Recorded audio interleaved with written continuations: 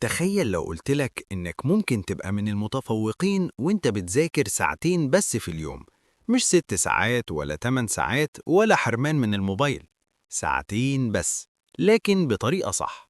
والأجمد من كده إن الجدول ده معمول مخصوص للطلاب اللي بيكسلوا بسرعة ويزهقوا من المذاكرة ويعملوا جدول ويلغوه بعد يومين.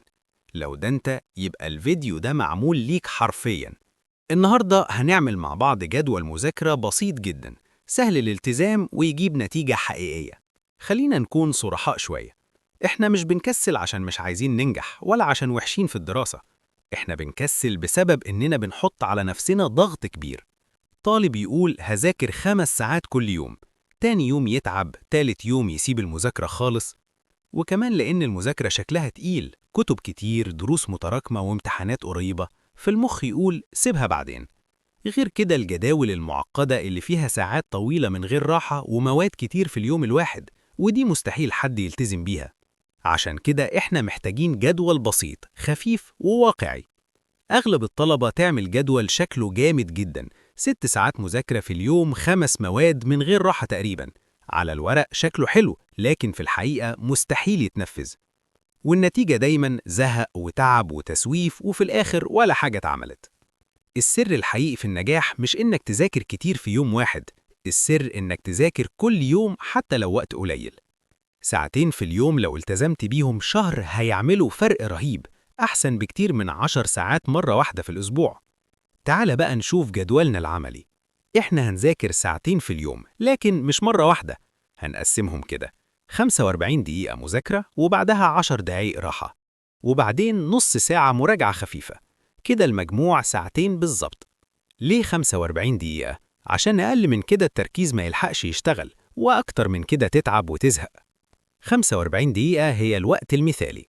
كمان مهم جدا ما تذاكرش مادة واحدة طول الوقت، الأحسن تمزج بين مادة تقيلة ومادة خفيفة.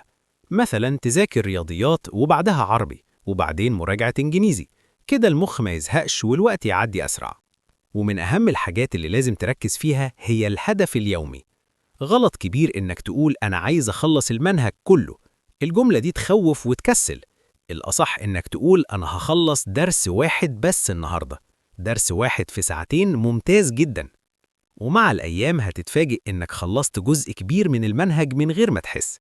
بعد ما تخلص الساعتين لازم تكافئ نفسك بحاجة بتحبها، موبايل، لعبة، مسلسل، أي حاجة تريحك. بس خلي بالك، المكافأة بعد المذاكرة مش قبلها، عشان مخك يربط المذاكرة بحاجة حلوة ويتحمس ليها. ممكن تعمل جدول أسبوعي بسيط جدا، كل يوم فيه مادتين مختلفتين وساعتين بس في اليوم، لا ضغط ولا إرهاق. ولو التزمت بالجدول ده أسبوع واحد بس هتحس إن فهمك اتحسن والتراكم قل وثقتك في نفسك زادت. وفي يوم حسيت نفسك تقيل ومش قادر تبدأ، قول لنفسك هذاكر ربع ساعة بس، مش ساعتين ولا 45 دقيقة، ربع ساعة فقط. وغالبا بعد ما تبدأ هتكمل أكتر من كده من غير ما تحس. في النهاية لو شايف إن الجدول ده بسيط وينفع تطبقه من بكرة، اعمل لايك للفيديو عشان يوصل لطلاب أكتر. ولو لسه مش مشترك في القناة، اشترك دلوقتي وفعل الجرس عشان ينزلك كل جديد عن المذاكرة والتفوق.